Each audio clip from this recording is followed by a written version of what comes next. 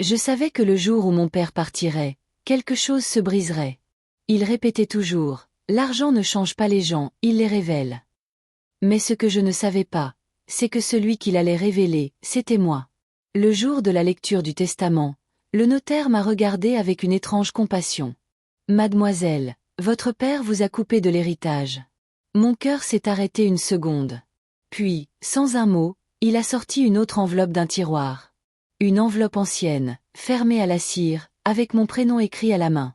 Et à cet instant précis, j'ai compris que le vrai testament n'était peut-être pas celui qu'on allait lire, mais celui qu'il voulait que je découvre. C'est l'histoire de la fille déshéritée, qui a reçu bien plus que de l'argent. Silence, puis fondu au noir. Musique monte légèrement. Voici comment tout a commencé. Mon père s'appelait Henri Morel.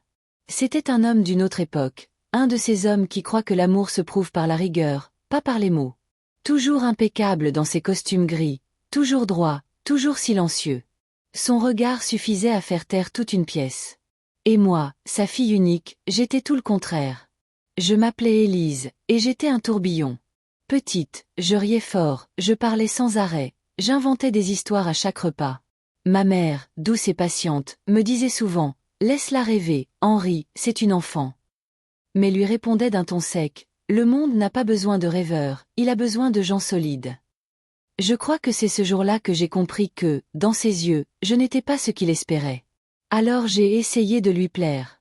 J'ai travaillé dur à l'école, j'ai ramené de bonnes notes, j'ai fait tout ce qu'il attendait de moi, jusqu'au jour où j'ai dit que je voulais faire des études d'art. Je me souviens parfaitement de cette soirée.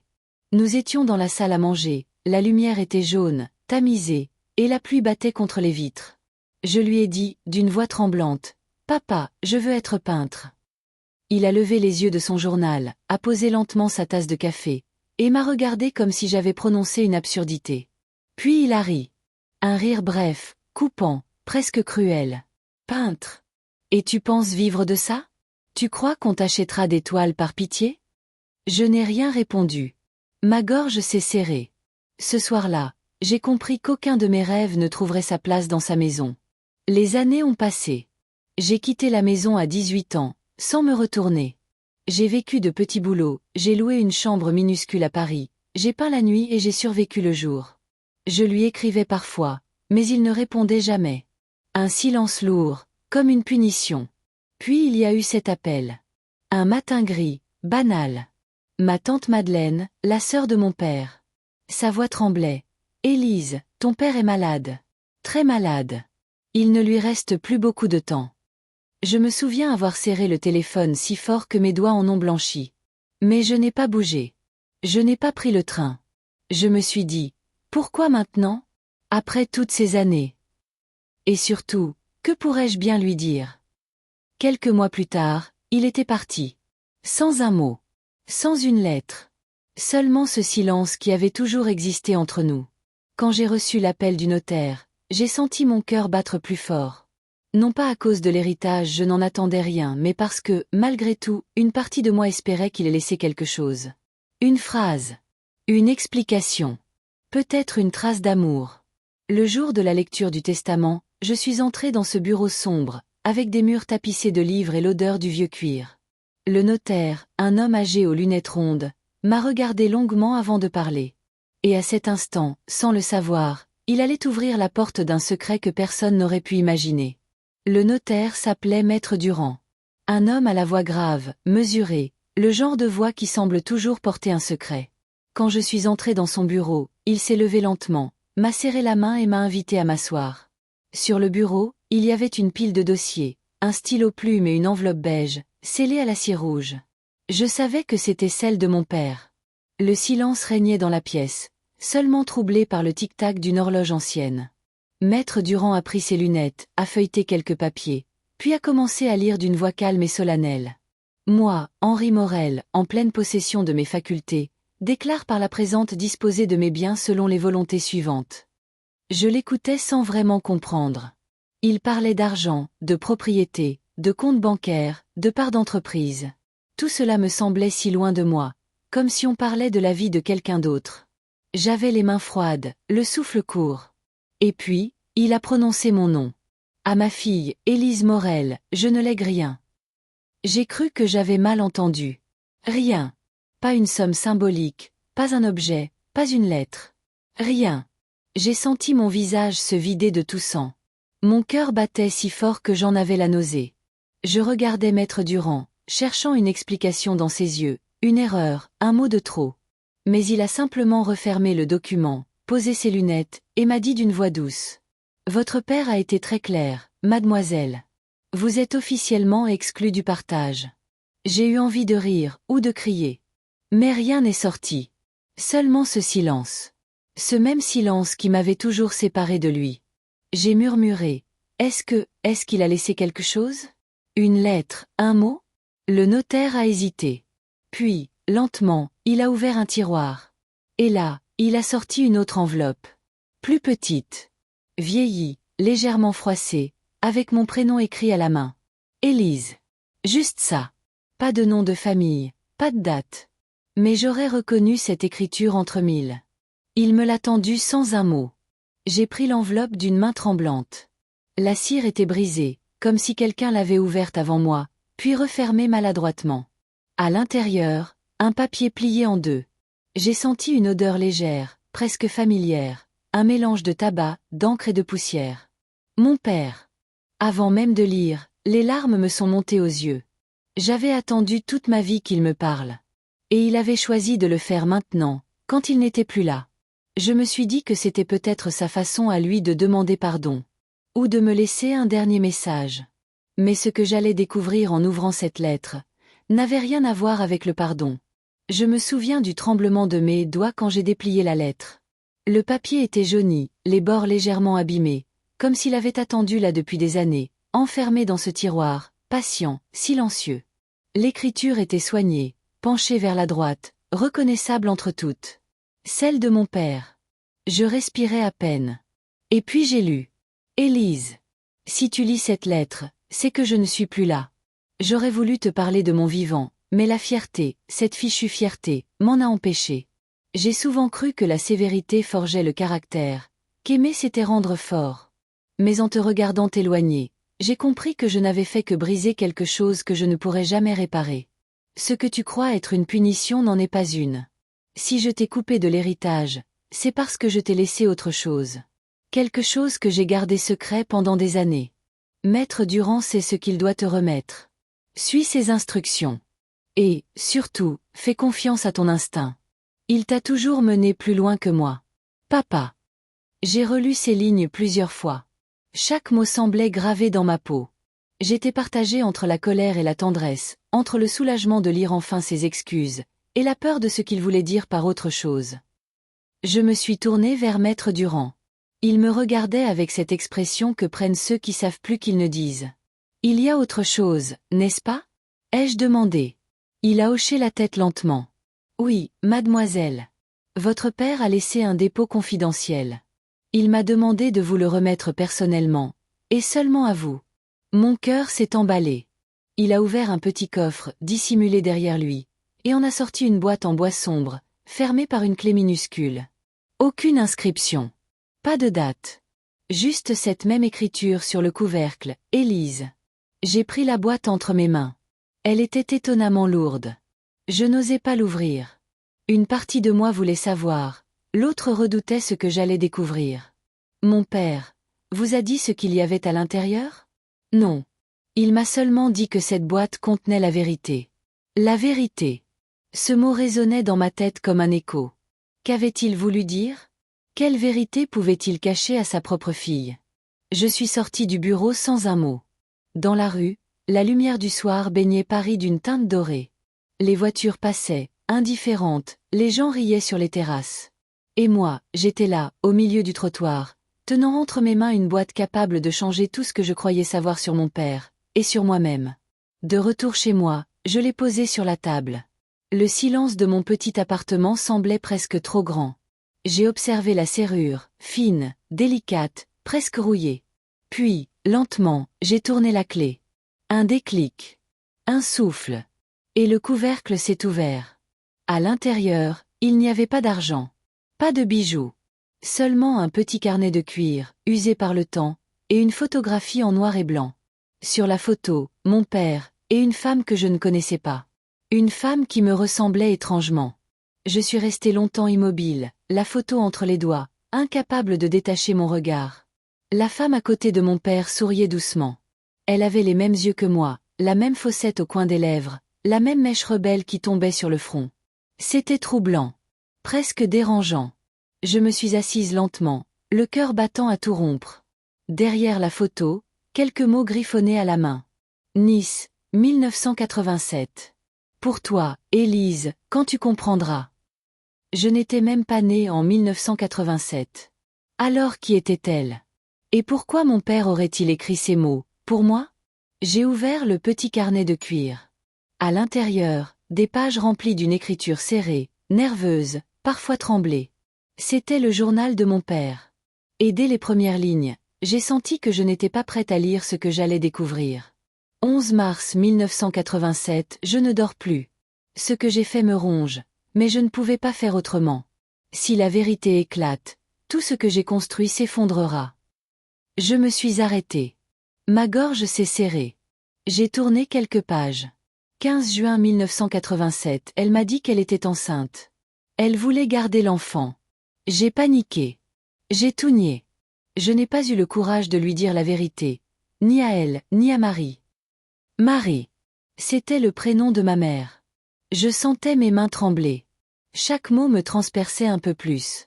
J'ai continué à lire, la voix de mon père résonnant dans ma tête à travers son écriture. Je pensais que tout cela disparaîtrait avec le temps. Mais elle a accouché, d'une petite fille.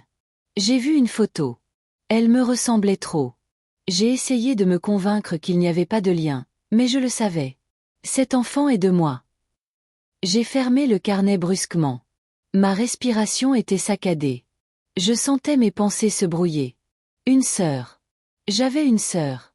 Je me suis levée d'un bond, cherchant de l'air, comme si les murs se refermaient autour de moi. Mon père, l'homme rigide, froid, distant, avait caché l'existence d'un autre enfant. Et toute ma vie, il m'avait fait porter la culpabilité de notre éloignement, alors que lui portait un secret bien plus lourd. Je me suis rassise, les mains sur la tête, tentant de comprendre. Pourquoi m'avoir laissé cette photo maintenant? Pourquoi ce carnet? Était-ce une confession? Un aveu tardif? Ou voulait-il que je la retrouve? J'ai repris la dernière page du journal. Les lignes s'arrêtaient brusquement, comme si la fin avait été arrachée. Elle s'appelle Clara. Si un jour Élise découvre la vérité, qu'elle sache que tout ce que j'ai fait, je l'ai fait pour les protéger toutes les deux. Clara. Ce prénom tournait dans ma tête comme une chanson oubliée. Clara. Je me suis levée, et ouvert mon ordinateur, et j'ai tapé son nom dans un moteur de recherche, sans y croire. Des dizaines de résultats. Mais un seul m'a glacé le sang. Clara Morel, artiste peintre, exposition à Nice. Une photo s'est affichée. Son visage. Mon visage. C'était comme me regarder dans un miroir. Je ne me souviens plus vraiment de comment j'ai pris ma décision. Je crois que, dès l'instant où j'ai vu cette photo sur l'écran, il n'y avait plus de retour possible. J'ai réservé un billet de train pour Nice le lendemain matin. Toute la nuit, je n'ai pas dormi. Je relisais encore et encore les pages du journal de mon père, cherchant un sens à tout cela. Chaque mot résonnait dans ma tête. Si un jour Élise découvre la vérité, je devais la trouver. Le trajet fut interminable. Le paysage défilait derrière la vitre, et chaque gare traversée me rapprochait un peu plus d'une vérité que je redoutais presque de connaître. Quand j'ai enfin mis le pied à Nice, l'air marin m'a frappé au visage. Je me sentais étrangère à tout. Comme si je marchais dans la vie de quelqu'un d'autre. La galerie où exposait Clara se trouvait dans une ruelle calme, près du port. Les murs étaient couverts de toiles éclatantes, pleines de lumière et de mouvement. Rien à voir avec mes propres peintures sombres et mélancoliques. Et pourtant, il y avait quelque chose de familier. Une manière de tracer les ombres, de chercher la vérité derrière les visages. Puis, au fond de la salle, je l'ai vue. Clara. Elle parlait avec un visiteur, un sourire aux lèvres. Et quand elle s'est tournée, nos regards se sont croisés. Elle a froncé légèrement les sourcils. Comme si elle avait ressenti, elle aussi, cette étrange reconnaissance. Je me suis approchée. Mon cœur battait à tout rompre. Bonjour. Vous êtes Clara Morel? Oui, c'est moi. Vous aimez la peinture? Sa voix était douce. Et en l'entendant, j'ai su. C'était inexplicable, mais je savais. J'ai hésité, puis j'ai sorti la photo de mon sac. Je la lui ai tendue. Cette photo, vous savez qui est cet homme? Elle a blêmi. Ses yeux ont glissé sur le visage de mon père, puis sur le mien. Elle a mis quelques secondes avant de murmurer. C'est mon père. Nos deux mondes venaient de se percuter. Et plus rien ne serait jamais pareil. Nous sommes sortis de la galerie sans dire un mot. Le vent soufflait du large, portant avec lui cette odeur salée qui colle à la peau. Nous avons marché longtemps sur la promenade des Anglais, jusqu'à trouver un banc un peu à l'écart. Clara tenait la photo entre ses doigts. Je ne comprends pas, comment tu l'as eue? Je lui ai expliqué tout. Le notaire, la lettre, le carnet, la boîte. Plus je parlais, plus ses yeux s'emplissaient de larmes. Maman m'a toujours dit qu'il était mort avant ma naissance, murmura-t-elle. Qu'il n'avait jamais voulu de moi. Elle ne m'a jamais dit son nom. Et toi, tu es sa fille légitime. Elle a marqué une pause, cherchant mes yeux. Alors, on est sœurs. Ces mots, si simples, ont bouleversé quelque chose en moi. Pendant des années, j'avais cru être seule au monde. Et voilà que j'avais une sœur, quelque part, qui avait vécu toute une vie parallèle à la mienne. Deux destins opposés, liés par le même silence. Nous avons parlé pendant des heures. Elle m'a raconté sa mère, une femme libre, passionnée, artiste comme elle. Et moi, je lui ai parlé de notre père, sévère, fermé, mais peut-être rongé par la honte et le regret. À mesure que la nuit tombait, tout prenait un sens. Mon père n'avait pas voulu punir. Il avait voulu réparer, à sa manière maladroite. Me priver de l'héritage, c'était m'obliger à chercher la vérité, à la trouver. Et, surtout, à trouver Clara. Avant de nous quitter ce soir-là, Clara m'a dit, « Tu sais, malgré tout, je crois qu'il voulait qu'on se rencontre. Il savait qu'un jour, on aurait besoin l'une de l'autre. » Et pour la première fois depuis longtemps, j'ai senti une paix étrange m'envahir. Quelques semaines plus tard, nous avons reçu une lettre de Maître Durand. Il voulait nous voir, toutes les deux. De retour à Paris, il nous a accueillis avec un léger sourire. Votre père avait prévu cette possibilité, dit-il en ouvrant un dossier. Il avait laissé un codicille, un complément de testament, à remettre uniquement si vous veniez ensemble. Nous nous sommes regardés, surprises. Maître Durand a sorti un autre document, plus court, rédigé de la main de notre père. Si mes deux filles se retrouvent, alors mon héritage leur reviendra, mais pas en argent. J'ai vendu une partie de mes biens pour créer une fondation, à vos deux noms. Elle soutiendra les jeunes artistes, ceux qui, comme vous, croient encore à la beauté du monde malgré ses blessures. Mon héritage n'est pas ce que je laisse, mais ce que vous allez construire ensemble. Clara a posé une main sur la mienne. Nous étions silencieuses. Les mots de notre père flottaient encore dans l'air, lourds et lumineux à la fois. À ce moment-là, j'ai compris. Ce n'était pas de l'argent qu'il voulait nous donner. C'était une mission. Une façon de nous relier. De transformer la honte en création, le secret en lumière. Quelques mois plus tard, la Fondation Morel voyait le jour. Nous avons ouvert un petit atelier à Nice, entre mer et montagne, où des jeunes venaient peindre, écrire, rêver. Et chaque fois que j'entendais leur rire résonner, je sentais qu'il était là. Mon père. Je ne lui ai jamais pardonné entièrement. Mais je lui suis reconnaissante. Parce que, d'une manière tordue, il m'a offert le plus beau des cadeaux. Une sœur, un but, et la paix que je n'avais jamais trouvée. Et parfois, quand je peins, je me surprends à sourire. Parce que je sais que quelque part, dans ce mélange de lumière et d'ombre, il nous regarde encore. Le temps a passé. Clara et moi continuons à peindre, souvent côte à côte. Nos styles sont différents, mais nos âmes, elles, se répondent. Dans chaque toile, je crois qu'on cherche la même chose, la trace de ce père qu'on a appris à comprendre trop tard. Parfois, des jeunes artistes viennent nous voir à l'atelier. Ils nous racontent leurs doutes, leurs peurs, leurs rêves. Et je me surprends à leur dire les mots que j'aurais voulu entendre, moi aussi. N'aie pas peur d'aimer, même quand ça fait mal. N'aie pas peur de créer, même quand personne ne comprend. Je regarde leur visage, plein d'espoir, et je me dis que c'est ça, le véritable héritage. Pas un compte en banque. Pas un nom sur un papier. Mais cette capacité de transformer la douleur en quelque chose de beau. Le soir, quand tout le monde est parti, je reste souvent seule dans l'atelier. Les toiles sèchent lentement, la lumière du crépuscule glisse sur les murs, et j'entends le bruit lointain des vagues. Je prends une dernière toile, un pinceau, un peu de bleu, un peu d'ombre. Et sans réfléchir, je peins un visage. Celui d'un homme à la fois sévère et fragile. Celui d'un père qui n'a jamais su dire je t'aime autrement qu'en silence. Je souris. Parce que je sais maintenant que certaines histoires ne se terminent jamais vraiment. Elles se transforment. Elles vivent dans nos gestes, dans nos choix, dans les vies qu'on touche sans même s'en rendre compte. Et au fond de moi, une phrase revient, comme un murmure. L'héritage n'est pas ce qu'on reçoit, Élise. C'est ce qu'on choisit de transmettre. Et vous, que feriez-vous à ma place?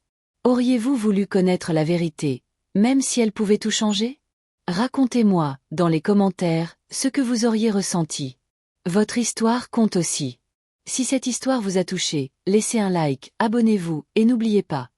Parfois, les véritables héritages ne sont pas faits d'or, mais de lumière, de pardon, et des liens que l'on choisit de créer.